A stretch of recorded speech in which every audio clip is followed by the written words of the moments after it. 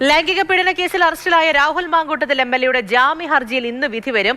Thiruvalla judicial 1ാം class magistrate കോടതിയാണ് ഈ തീർപ്പ് കൽപ്പിക്കുന്നത്. ഹർജിയിൽ ഇന്നലെ വാദം പൂർത്തിയായ കോടതി വിധി പറയാൻ ഇന്നത്തേക്ക് മാറ്റുകയായിരുന്നു. അപ്പോൾ ഈ കേസുമായി ബന്ധപ്പെട്ട് എന്തായിരിക്കും ഇന്ന് കോടതിയിൽ എത്തുന്നത്, കോടതിയുടെ വിധി എന്തായിരിക്കും തുടങ്ങിയ കാര്യങ്ങളൊക്കെ വളരെ പ്രധാനപ്പെട്ട തന്നെയാണ്. അതിനിടയിൽ പ്രോസിക്യൂഷന്റെ ഒരു നിർണായക നീക്കമൊക്കെ കഴിഞ്ഞ ദിവസം നടന്നിട്ടുണ്ടായിരുന്നു. അതിജീവിതയുടെ മൊഴിയൊക്കെ CD-യിലാക്കി തന്നെ കോടതിയിൽ സമർപ്പിക്കുന്ന ഒരു കാര്യമൊക്കെ ഉണ്ടായിരുന്നു. അത് വളരെ നിർണായക ഒരു നീക്കമാണ് ഈ കേസുമായി ബന്ധപ്പെട്ട്. അപ്പോൾ വിദേശത്താണ് ആ മൊഴി, അതെടുത്തിട്ട് കൃത്യമായിട്ട് കോടതിയിൽ എത്തിക്കുകയും ചെയ്തിട്ടുണ്ട് എന്നുള്ളതാണ്. അപ്പോൾ എന്തായിരിക്കും, കഴിഞ്ഞ ദിവസം വാദമൊക്കെ പൂർത്തിയായിരുന്നു, അങ്ങനെ ശക്തമായ വാദപ്രതിവാദം നടക്കാൻ കെട്ടിച്ചമച്ച കേസാണ് തുടങ്ങിയ കാര്യങ്ങളൊക്കെ തന്നെയും വലിയ തോതിൽ രാഹുൽ മാങ്കൂട്ടത്തിന്റെ ഭാഗത്തു നിന്നും ഉയർന്നു വന്നിട്ടുണ്ടായിരുന്നു. അതിനിടയിൽ ഈ കേസുമായി ബന്ധപ്പെട്ട് മറ്റു പല കാര്യങ്ങൾ, ഫെനി നയനായുമായി ബന്ധപ്പെട്ട് ചാറ്റുകൾ പുറത്തേക്ക് വിടുന്നു, പ്രതിരോധം തീർക്കുന്നു, അതിനെതിരെ പരാതിക്കാരി രംഗത്ത് വരുന്നു, ഫെനി കോടതിയെ സമീപിക്കുന്നു, അങ്ങനെ ഒരുപാട് കാര്യങ്ങൾ ഇതുമായി ബന്ധപ്പെട്ട് ചുറ്റിപ്പറ്റി ഇങ്ങനെ കിടക്കുകയാണ്. CK അഭിലാൽ വിവരങ്ങളുമായി ചേരുന്നുണ്ട് പത്തനംതിട്ടയിൽ നിന്നും. Abhilal, good morning. അപ്പോൾ പ്രധാനപ്പെട്ട ഒരു ദിവസമാണ് രാഹുൽ മാങ്കൂട്ടത്തിനെ സംബന്ധിച്ച്. ഇന്ന് വിധി എത്താൻ പോവുകയാണ്. എന്തായിരിക്കും രാഹുൽ മാങ്കൂട്ടത്തിൽ ഉൾപ്പെടെ പ്രതീക്ഷിക്കുന്നത്? പ്രോസിക്യൂഷന്റെ പ്രധാനപ്പെട്ട നടപടിക്രമങ്ങളൊക്കെ കഴിഞ്ഞ ദിവസം ഉണ്ടായിരുന്നു, മൊഴിയൊക്കെ കോടതിയിൽ എത്തിച്ചിട്ടുണ്ട്. എപ്പോഴായിരിക്കും വിധി വരിക? പൂജ, ഗുഡ് മോർണിംഗ്. 4 ദിവസം ജുഡീഷ്യൽ കസ്റ്റഡിയിൽ, 3 ദിവസം SIT കസ്റ്റഡിയിൽ രാഹുൽ മാങ്കൂട്ടത്തിൽ ലൈംഗിക പീഡന കേസിൽ പിടിയിലായിട്ട് ഇന്ന് ഒരാഴ്ച പൂർത്തിയാവുകയാണ്. ഇന്ന് അദ്ദേഹത്തിന്റെ ജാമ്യാപേക്ഷയിൽ വിധി ഉണ്ടാവുകയാണ്. തിരുവല്ല ജുഡീഷ്യൽ 1ാം ക്ലാസ് മജിസ്ട്രേറ്റ് കോടതിയിൽ 12 മണിക്ക് മുൻപ് വിധിയുടെ വിശദാംശങ്ങൾ അറിയാൻ കഴിയുമെന്നാണ് പ്രതീക്ഷിക്കപ്പെടുന്നത്. രാഹുലിനെ സംബന്ധിച്ച് നിർണായകമാണ്. കാരണം ആദ്യത്തെ 2 ലൈംഗിക ആരോപണ പരാതികളുമായി ബന്ധപ്പെട്ട കേസിലും അദ്ദേഹത്തിന് പിടിയിലാകേണ്ടി വന്നില്ല. കാരണം നിയമപരമായ വഴികൾ അദ്ദേഹം തേടിയിരുന്നു, അനുകൂലമായ വിധി സമ്പാദിക്കുകയും ചെയ്തിരുന്നു. പക്ഷേ അതിനുള്ള സാവകാശം ഒന്നും ലഭിക്കാതെ തീർത്തും ഇക്കുറി അദ്ദേഹം പൂട്ടിൽ അകപ്പെടുകയായിരുന്നു.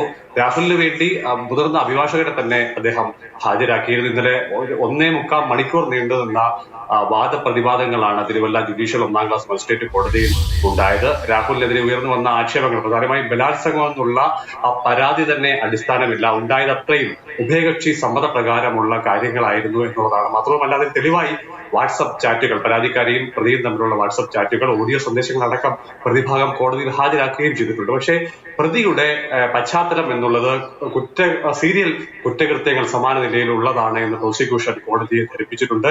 2 കേസുകളുടെ, ഇതിനു മുൻപ് രജിസ്റ്റർ ചെയ്യപ്പെട്ട 2 കേസുകളുടെ വിശദാംശങ്ങൾ പങ്കുവെക്കുകയും ചെയ്തിട്ടുണ്ട്. ഏതെങ്കിലും തരത്തിൽ ഇദ്ദേഹത്തിന് ജാമ്യം നൽകിയാൽ അത് തെളിവുകൾ കൂടുതൽ നശിപ്പിക്കപ്പെടാനുള്ള സാഹചര്യമുണ്ട്. ഒപ്പം തന്നെ പരാതിക്കാരിയെ ഭീഷണിപ്പെടുത്തുകയോ അതല്ലെങ്കിൽ സ്വാധീനിക്കുകയോ ചെയ്ത് തന്റെ താല്പര്യത്തിന് കാര്യങ്ങൾ എത്തിക്കാൻ വേണ്ടിയുള്ള ശ്രമം അടക്കം ഉണ്ടാകാൻ സാധ്യതയുണ്ട് എന്ന് പ്രോസിക്യൂഷൻ കോടതിയെ അറിയിച്ചിട്ടുണ്ട്. നിയമവൃത്തങ്ങളിൽ നമുക്ക് ലഭ്യമാകുന്ന വിവരമനുസരിച്ച് രാഹുൽ മാങ്കൂട്ടത്തിന്റെ ജാമ്യാപേക്ഷ ജുഡീഷ്യൽ 1ാം ക്ലാസ് മജിസ്ട്രേറ്റ് കോടതി തള്ളാനാണ് സാധ്യത എന്നുള്ളതാണ്. അഭിലാൽ, അതോടൊപ്പം തന്നെ കഴിഞ്ഞ ദിവസം നമ്മൾ ഈ ഓരോ നടപടിക്രമങ്ങൾ പറഞ്ഞു വരുന്നതിനിടയ്ക്കാണ് പ്രോസിക്യൂഷന്റെ ഒരു നിർണായക നീക്കം ഉണ്ടായത് എന്നുള്ളതും ശ്രദ്ധേയമാണല്ലോ. അത് പരാതിക്കാരിയുടെ മൊഴി കോടതിയിൽ സമർപ്പിച്ചിട്ടുണ്ട്, CD-യിലാക്കി സമർപ്പിച്ചിട്ടുണ്ട് എന്നുള്ളതാണ്.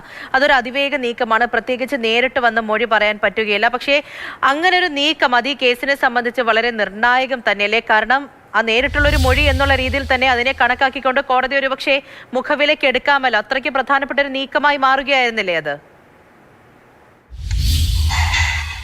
ലൈംഗിക പീഡന പരാതിയുമായി ബന്ധപ്പെട്ട പോലീസിന്റെ ചില നടപടിക്രമങ്ങളുണ്ട്, നിയമപരമായ സാധുത നിലനിർത്തുന്ന നടപടിക്രമങ്ങളുണ്ട്. ഈ ആദ്യഘട്ടത്തിൽ തന്നെ ഇവരുടെ പരാതി ലഭിക്കുന്നു, ഇമെയിലിൽ പരാതി ലഭിക്കുന്നു, ഓൺലൈനിലൂടെയാണ്, വീഡിയോ കോൺഫറൻസിംഗ് മുഖേനയാണ് പരാതിക്കാരിയുടെ മൊഴി രേഖപ്പെടുത്തുന്നത്. അങ്ങനെ രേഖപ്പെടുത്തുന്നതിന് നിയമപരമായ തടസ്സമല്ല. പക്ഷേ തൊട്ടടുത്ത ദിവസം 3 ദിവസങ്ങൾക്കുള്ളിൽ പരാതിക്കാരി നേരിട്ടെത്തി താൻ മൊഴി വാദിച്ചു ശരി എന്നുള്ള രീതിയിൽ ഒപ്പ് രേഖപ്പെടുത്തേണ്ടതുണ്ട്.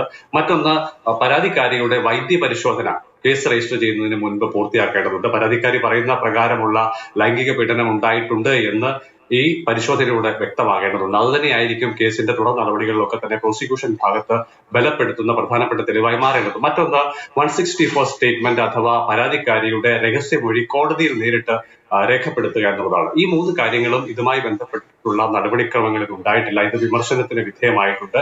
ഇക്കാര്യങ്ങളൊക്കെയും ഇന്നലെ പ്രതിഭാഗത്തിന് വേണ്ടി അഭിഭാഷകൻ കോടതിയെ ധരിപ്പിച്ച സ്ഥിതിയുണ്ടായി. അപ്പോൾ ഭാവിയിൽ അല്ലെങ്കിൽ വിചാരണ ഘട്ടത്തിൽ പ്രോസിക്യൂഷനെതിരായി മാറാൻ സാധ്യതയുണ്ട് എന്നുള്ള വിലയിരുത്തലിലാണ് ഈ ഘടകങ്ങളെ മറികടക്കാനുള്ള മറ്റൊരു വഴി പ്രോസിക്യൂഷൻ ഭാഗം തേടുന്നത്. അങ്ങനെ പരാതിക്കാരിയുടെ അപേക്ഷ ഇന്നലെ ജുഡീഷ്യൽ 1ാം ക്ലാസ് മജിസ്ട്രേറ്റ് കോടതിയിൽ സമർപ്പിച്ചിട്ടുണ്ട്. അതായത് ഓൺലൈൻ മുഖേന അല്ലെങ്കിൽ വീഡിയോ കോൺഫറൻസിംഗിലൂടെ തന്റെ രഹസ്യമൊഴി കോടതി രേഖപ്പെടുത്താൻ തയ്യാറാകണമെന്നുള്ള അപേക്ഷയാണ് പ്രോസിക്യൂഷൻ. തീർച്ചയായും. അപ്പോൾ അങ്ങനെയുള്ള നീക്കങ്ങൾ ഈ കേസുമായി ബന്ധപ്പെട്ട് നടക്കുകയും ചെയ്യുന്നുണ്ട്. നമുക്ക് നോക്കാം എന്തായിരിക്കും ഇന്ന് കോടതിയിൽ നിന്ന് വരുന്ന അറിയിപ്പ് എന്നുള്ളത്. അപ്പോൾ ഒരു 12 മണി സമയത്തിന് മുൻപായിട്ട് തന്നെ എന്തായിരിക്കും, ജാമ്യം ലഭിക്കുമോ ഇല്ലയോ എന്നുള്ള തരത്തിലുള്ള വിവരങ്ങൾ കോടതിയിൽ നിന്ന് എത്തും എന്നാണ് CK അഭിലാൽ ഇപ്പോൾ നമുക്ക് വിവരങ്ങൾ നൽകിയത്.